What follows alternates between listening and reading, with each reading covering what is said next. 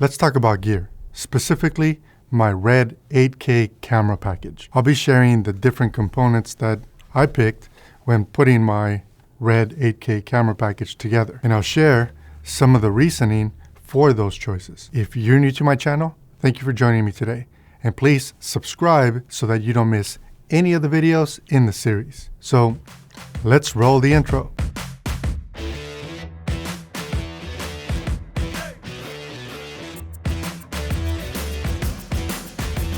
By far, one of the best things about the RED DSMC2 cameras is the modularity, which basically means you can take the camera body and add, remove components or modules to fit whichever type of shooting environment or whatever it is that your project is actually calling for. So I took delivery of my RED Epic W 8K Helium camera exactly 2 days after it was announced or publicly announced. At the time, I was actually waiting in line to get my RED weapon, which had the previous sensor. And they gave me the opportunity to upgrade to the new Helium sensor, which is why I took it and why I was able to get my hands on this RED Epic W right away. RED Epic W refers to the actual brain. So this is the brain, but this brain also has the Canon EF mount attached to it. So minus the EF mount, which is this piece, this would be the actual brain.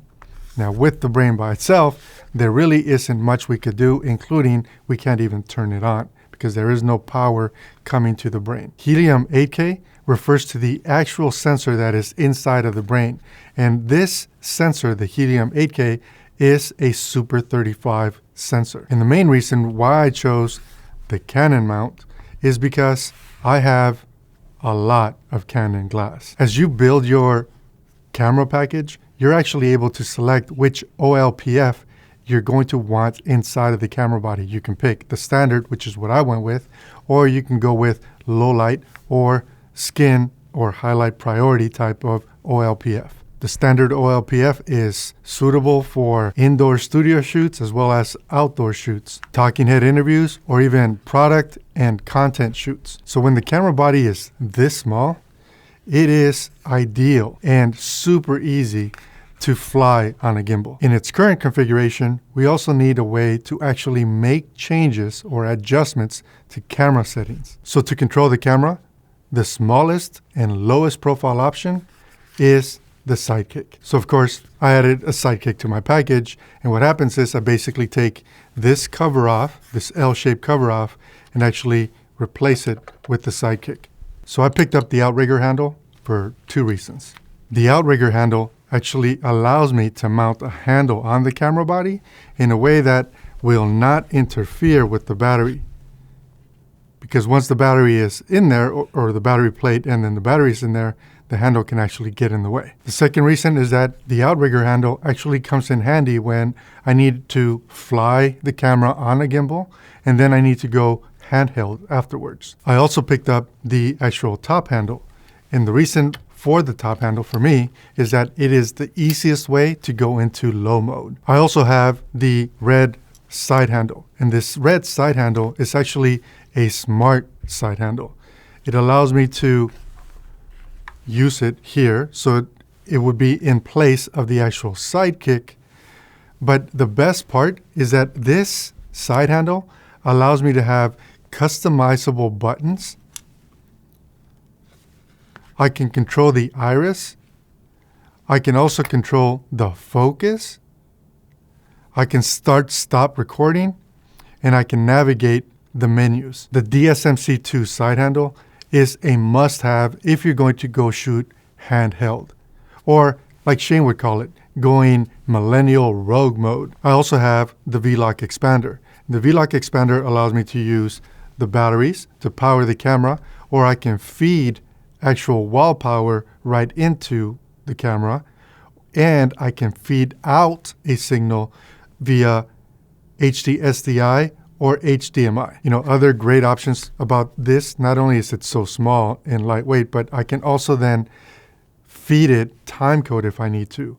And I can also use this to then power my follow focus. So I went with the 7-inch monitor because it is bigger. It's easier to judge critical focus, and the built-in exposing tools like false color make it so that I don't have to use something like my Small HD or my Atomos monitors. If you want or need professional XLR into the camera, which is what I needed to make it easier for me to use this camera system when I'm doing solo shoots, the RED Volt Expander takes care of that and a whole lot more for you. And if you're wondering just how good the preamps are when you're using this module, they are solid. To my ears, and in my opinion, they're just as good as the Sound Devices MixPre 3 mixers. The rest of my camera package includes a few of these Red Brick batteries. I have some third-party batteries, and I also have some of the Red Mini V batteries. One question that I had before I dove headfirst into the whole RED ecosystem was, how much media do I actually need to get through a full production day? I now can tell you that if I am going to shoot between 8 and 9 hours at the lowest compression that I can in full frame 8K, I can get that done with 3.5 terabytes worth of Minimags and still have media left over. That of course means I have to do 0 offloading during the day. So this is the RED 8K camera package that I've been shooting on for the past 18 months. If you enjoyed the video, please be sure to subscribe. Until next time, I'm Carlos Quintero, helping you compete in today's web economy. Thank you for watching, and I will catch you guys on the next one. Take care.